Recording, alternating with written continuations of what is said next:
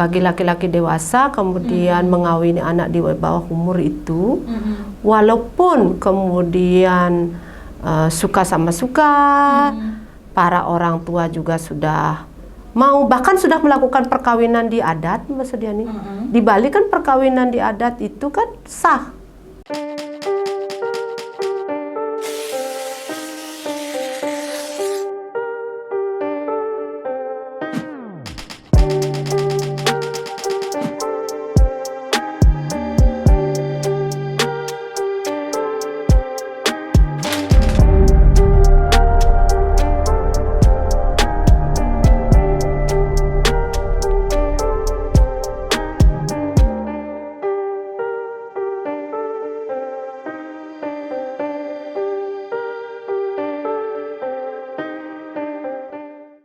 Halo teman-teman semuanya, kembali kita bertemu di Berani Ungkap dengan kasus-kasus ataupun edukasi yang masih terkait dengan perempuan dan anak. Nah, jika sebelumnya kita membahas tentang kekerasan seksual yang berkaitan dengan online maupun dengan pernikahan nyentanet, dan kali ini kita juga masih terkait dengan perkawinan, tapi perkawinan anak. Nah, mungkin selama ini masih jarang ya dibahas tentang perkawinan anak, tapi ternyata dengan adanya perkawinan anak ini memberikan dampak yang sangat luar biasa terhadap anak tersebut, baik juga keturunan yang dihasilkan oleh sang anak. Mengapa seperti itu, dan apakah benar di Bali yang konon sebagai pulau surga ini masih banyak anak-anak yang akhirnya dikawinkan dalam usia yang sangat dini.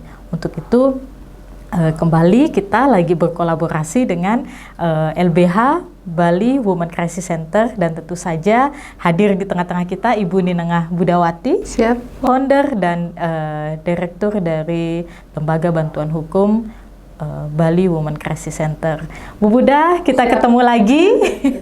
Kita kembali membahas berbagai seluk-beluk yang dialami oleh perempuan maupun dengan anak perempuan.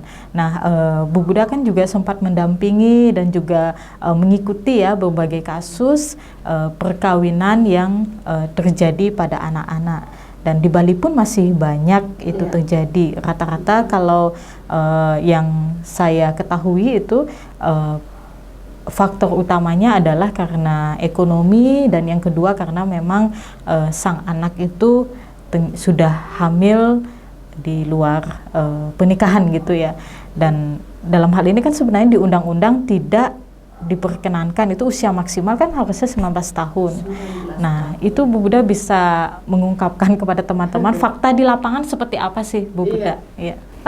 Saya bisa beritahu, mungkin Bu Sudiani akan terkejut di generasi Tiang gitu, di generasi Tiang kelahiran 74, tidak jauh-jauh lah dari itu. Kalau di KTP 74 tapi lahirnya tidak jauh-jauh.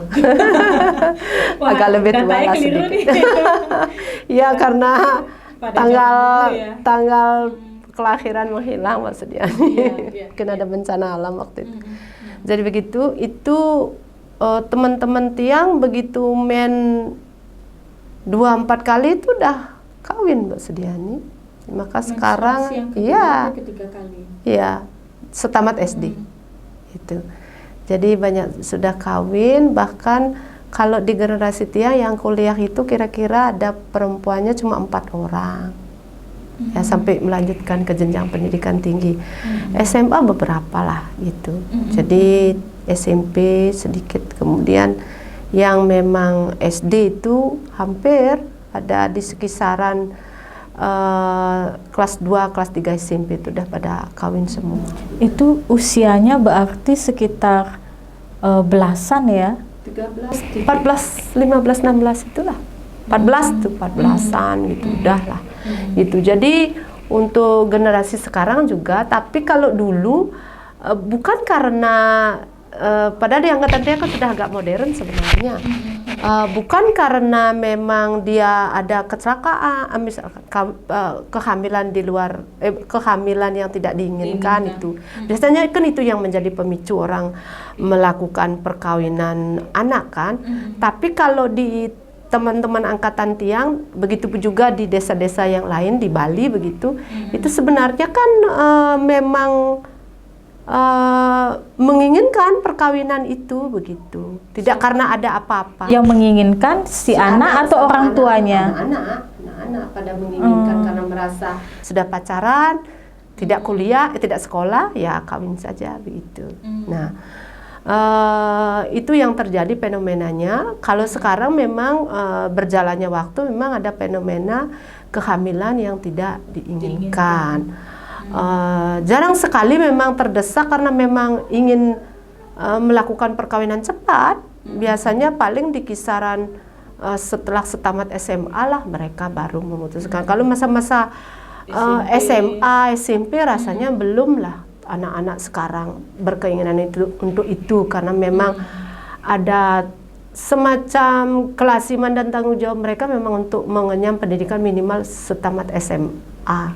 SMP begitu. Nah itu dari beberapa kasus yang pernah Bu Buddha dampingin maupun yang pernah Bu Buddha dengar, rata-rata anak-anak itu setelah akhirnya mereka mengalami perkawinan anak itu, dampak paling keras yang dialami apa Bu Buddha? Iya, jadi saya sebelum menjawab pertanyaan itu lebih kepada memberikan informasi seperti ini, Mbak Sudiani. Ketakutan kita kan jika melakukan perkawinan, hati-hati bagi laki-laki dewasa kemudian mengawini anak di bawah umur itu, walaupun kemudian suka sama suka, para orang tua juga sudah mau, bahkan sudah melakukan perkawinan di adat, Mbak Sudiani. Di Bali kan perkawinan di adat itu kan sah. Walaupun dengan anak di bawah umur ya? Iya, kalau sudah perkawinan di adat, yang penting perkawinan itu di adat dengan adanya trio pesaksi itu kan sah kalau di Bali. Nah, ini juga cenderung memunculkan tindak pidana nanti kalau kemudian dilaporkan oleh orang-orang yang tidak memang menginginkan perkawinan itu di luar keluarga, bahkan di luar pasangan suami istri ini. Karena sudah terbukti itu pernah ada kasus di Bangli, bahkan di daerah lain juga. Yang kami paling besar itu kan yang isunya sampai menasional kan yang di Bangli itu. Jadi itu dihukum walaupun kemudian di adat dia sudah melakukan perkawinan secara sah. Karena kan dianggap persetubuhan dengan anak di bawah umur gitu. Jadi kami berpikir hati-hatilah. Maka kalau menilik dari sekarang ini, kalau menilik dari Undang-Undang Nomor 16 tahun 2019, perubahan dari Undang-Undang Nomor 1 tahun 74, kan memang usia yang boleh melakukan perkawinan itu minimal kan 19 tahun, tidak membedakan anak-anak laki-laki dan perempuan kan. Nah kalau yang tadi Bu Buddha, apa yang menyebabkan yang laki-laki itu bisa dihukum? Karena kan dianggap persetubuhan dengan anak. Ya. Apakah tidak dilihat bahwa sahnya perkawinan itu? Apakah ada cara lain? Karena kan pernah juga ada contoh kasus itu yang laki-laki sudah dewasa tapi kemudian menikahi anak-anak dengan sistem permohonan dispensasi ke pengadilan. Itu bagaimana Bu Buddha? Anak-anak sama-sama anak-anak atau laki-laki dewasa dengan anak di bawah umur gitu melakukan harus mendapatkan dispensasi perkawinan dari pengadilan gitu. Mekanisme pengajuannya kan memang mengajukan permohonan izin perkawinan ke pengadilan negeri setempat itu, di mana kemudian para pihak berdomisili kan. Nah, itu yang harus hadir memang para pihak pemohon, suami istri, kemudian kedua belah pihak orang tua, bahkan ada saksi yang lain. Sebenarnya sangat cepat itu persidangannya hanya sekali saja, Mbak Sudiani. Biasanya begitu ada jadwal sidang, kita sudah harus menyiapkan semua saksi-saksi dan bukti-bukti. Biasanya sidang sekali dan putusannya paling minggu depannya, atau bahkan kalau hakim berkeputusan lain biasanya dalam 1 hari itu harus sudah diputuskan. Nah, karena begini juga sekarang karena di catatan sipil juga sistem online itu. Walaupun kemudian mencari akte perkawinannya memang ke catatan sipil ataukah secara online, kalau kemudian usianya memang sudah tidak memenuhi syarat, itu mental, permohonan kita nggak diterima. Jadi ada klausul di mana kemudian di online itu berkata bahwa dispensasi perkawinan dipertanyakan gitu. Apakah sudah ada putusan pengadilan untuk izin perkawinan ini gitu.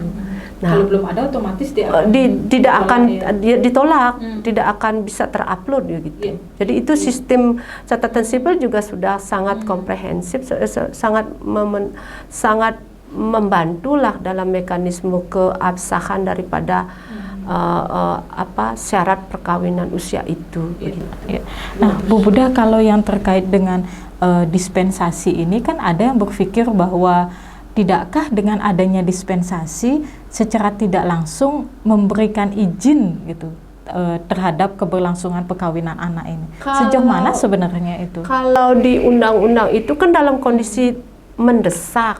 Nah, mendesaknya ini dengan syarat bermacam-macam, Mbak Sudiani. Sebenarnya undang-undang ini kan memang diharapkan untuk perkawinan itu tidak terjadi perceraian, melahirkan generasi yang unggul, kemudian juga kesehatan reproduksi diperhatikan sangat, juga tentang adat, agama dan lain sebagainya begitu. Jadi itu dalam kondisi mendesak itulah yang kemudian harus dimohonkan dan akan diperiksa terkait dengan syarat, saksi-saksi, bukti-bukti apa sebenarnya, di mana kemudian apakah syarat yang mendesak itu sudah dipenuhi sehingga hakim kemudian memutuskan nanti. Kalau toh hakim melihat dan menilai bahwa itu tidak memenuhi syarat, bisa jadi hakim akan berkeputusan lain begitu. Ya, kami sudah sering itu memohonkan izin, memohonkan izin perkawinan untuk itu. Nah, juga kehati-hatian dari aparat desa yang memang menjadi triupo saksi, saksi dalam perkawinan anak itu memang takut sekali sekarang, Mbak Sudiani. Jadi pertanyaan kalau kami sosialisasi, bagaimana cara kami, apakah kami kemudian bisa melaksanakan perkawinan itu karena kami diminta untuk menjadi penyaksi gitu. Sementara dia masih di bawah umur, kami pastikan memberitahukan bahwa silahkan meminta izin ke pengadilan. Begitu izin dikeluarkan, maka bolehlah melaksanakan perkawinan itu. Sebab kalau tidak, nanti yang terseret juga akan saksi-saksi tersebut gitu. Karena banyak kemudian kepala kewilayahan, namanya klien dusun sekarang. Klien dusun dulu namanya kepala kewilayahan sekarang. Kalau di desa klien benisu adatnya, klien adat itu yang menjadi pesaksi sama kepala desa. Ada 3 di sana. Gitu. Untuk yang benar-benar tanda dan yang paling riskan itu pemangkunya yang membuat perkara. Ya, makanya yang mensign itu kan ada 3 ini. 3 komponen itu gitu. Jadi itu hati-hatinya. Maka dipastikan bahwa izin dispensasi perkawinan itu yang dikeluarkan oleh pengadilan itu haruslah terpenuhi, Mbak Sudiani. Nah, kalau biasanya selama ini kata terdesak itu contohnya seperti apa, Buddha? Apa yang dialami oleh pasangan? Kalau kebanyakan yang kami temukan itu kehamilan yang tidak diinginkan, Mbak Sudiani. Karena ada beberapa, misalkan begini, Mbak Sudiani. Misalkan ini dia dalam kondisi hamil, tapi belum melaksanakan, sudah dia melakukan triupo saksi itu, sudah sah perkawinannya, Mbak Sudiani, tapi kemudian tidak minta izin dispensasi pengadilan, maka kan tidak bisa mencari akte perkawinan itu, karena syarat daripada akte perkawinan jika memang usia tidak memenuhi syarat, maka dispensasi perkawinan itulah yang harus menjadi syarat di catatan sipil untuk mendapatkan akte perkawinan. Nah, karena kemudian akte perkawinan belum bisa keluar, sementara anaknya yang lahir, bisa jadi nanti anaknya tidak bisa masuk di akte orang tua di KK menjadi anak kandung, bisa jadi nanti anak ibu yang keluar aktenya gitu. Karena tidak ada akte perkawinan itu, belum ada. Begitu. Karena kan keburu akte perkawinannya keluar setelah si anak lahir begitu, Mbak Sudiani. Kan tidak bisa. Nah, ini kan sangat disayangkan nanti begitu. Sementara di adat itu kan anak kandung. Iya.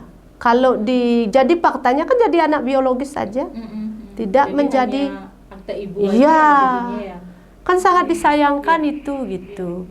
Makanya prosedurnya adalah siogianya walaupun dalam kondisi terdesak itulah yang memang pada saat kehamilan tidak diinginkan melakukan perkawinan itu adalah memang harusnya sudah memiliki dispensasi perkawinan itu gitu.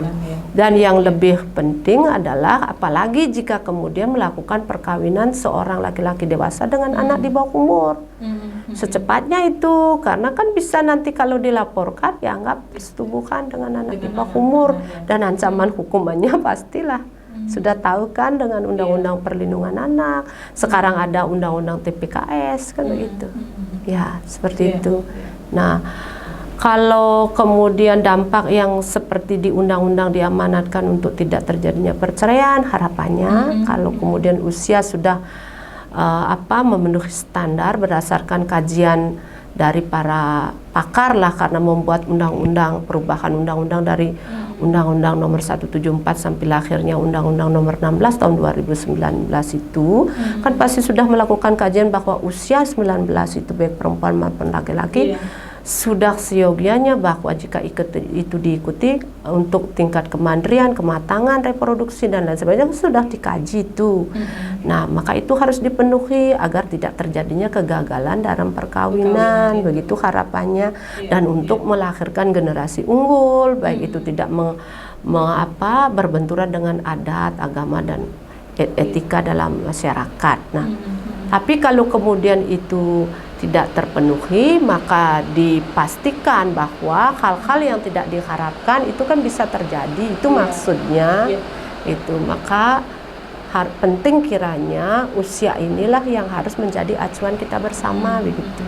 Ya, benar-benar harus diatensi secara serius ya Bu Daya. Nah, kalau dalam hal ini kan memang ada kondisi-kondisi tertentu yang tidak bisa terelakkan sehingga terjadi perkawinan anak itu. Tapi kemudian ternyata persoalan tidak selesai dengan di perkawinan itu saja, tapi berikutnya apa biasanya terjadi pada sang anak Bu Buda? Tidakkah dia shock atau gimana pada saat mengalami itu?